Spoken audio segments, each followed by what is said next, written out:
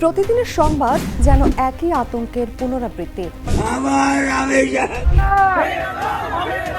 কোথাও শিশু, কোথাও কিশোরী, কোথাও পরিচিত কারো মুখোশের আড়ালে লুকিয়ে থাকা সহিংসতা। বাংলাদেশের সাম্প্রতিক সময়ে একের পর এক ধর্ষণ ও যৌন নির্যাতনের ঘটনা শুধু সামাজিক উদ্বেগই বাড়াচ্ছে না, বরং প্রশ্ন তুলছে আইন এত কঠোর হওয়ার পরও কেন থামছে না এই অপরাধ। দর্শক, আজকের জাগো এক্সপ্লেইনারে থাকছে সাম্প্রতিক আলোচিত ধর্ষণ মামলা, বাংলাদেশের প্রচলিত ধর্ষণ আইন, কি শাস্তির বিধান রয়েছে এবং কেন এখনো ভুক্তভোগীর জন্য ন্যায় বিচার কঠিন হয়ে দাঁড়ায়। সাম্প্রতিক আলোচিত ধর্ষণ ও যৌন সহিংসতার ঘটনা। পল্লবীতে শিশু ধর্ষণ ও হত্যা। রাজধানীর পল্লবীতে ৮ বছর বয়সী শিশু রামিসা আক্তারকে ধর্ষণের পর হত্যার অভিযোগ দেশজুড়ে তীব্র ক্ষোভের জন্ম দেয়। আদালত মামলার তদন্ত দ্রুত শেষ করার নির্দেশ দিয়েছেন।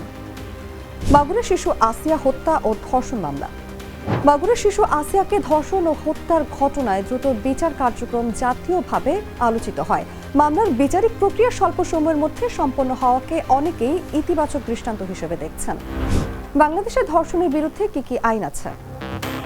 বাংলাদেশে ধর্ষণ ও নারী নির্যাতন মোকাবিলায় প্রধানত নারী ও শিশু নির্যাতন দমন আইন ২০০০ এবং দণ্ডবিধির কিছু ধারা প্রয়োগ করা হয়। এই আইনটি সময়ের সঙ্গে সঙ্গে একাধিকবার সংশোধন করা হয়েছে। বিশেষ করে ২০০৩, ২০২০ এবং সাম্প্রতিক সংশোধনীগুলোতে শাস্তি ও বিচার প্রক্রিয়া আরও কঠোর করা হয়েছে। ধর্ষণের জন্য কি শাস্তি রয়েছে?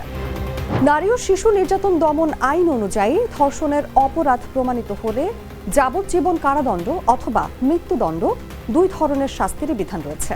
২০২০ সালের সংশোধনের মাধ্যমে ধর্ষণের সর্বোচ্চ শাস্তি হিসেবে মৃত্যুদণ্ড যুক্ত করা হয়েছে।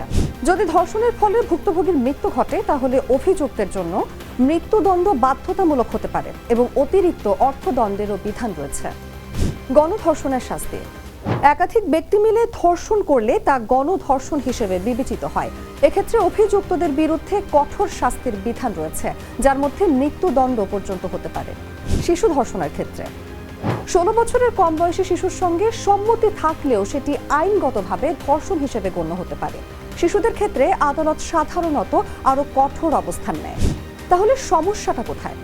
বিশেষজ্ঞদের মতে শুধু কঠোর আইন থাকলেই অপরাধ কমে না। সমস্যার বড় অংশ জড়িয়ে আছে বিচার প্রক্রিয়ায় দীর্ঘসূত্রতা, তদন্তের দুর্বলতা, সামাজিক চাপ, ভুক্তভোগীকেই দোষারোপ করার প্রবণতা, রাজনৈতিক বা প্রভাবশালী মহলের হস্তক্ষেপ, মামলা তুলে নেওয়ার চাপ।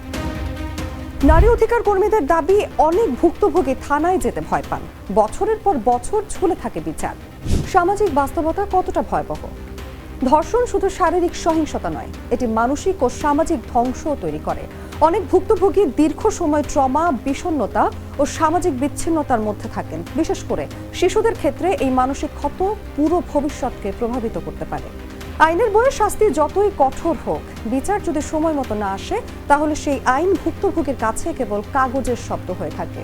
প্রতিটি ধর্ষণের ঘটনার পেছনে থাকে একটি থেমে যাওয়া শৈশব, একটি আতঙ্কিত পরিবার আর এক টুকরো ভেঙে পড়া সমাজ।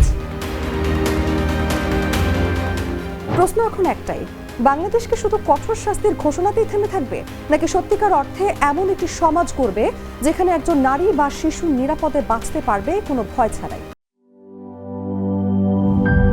আরএফএল SWR পাইপই মাপে যা বলে তাই দেয়। RFL SWR pipe and fittings.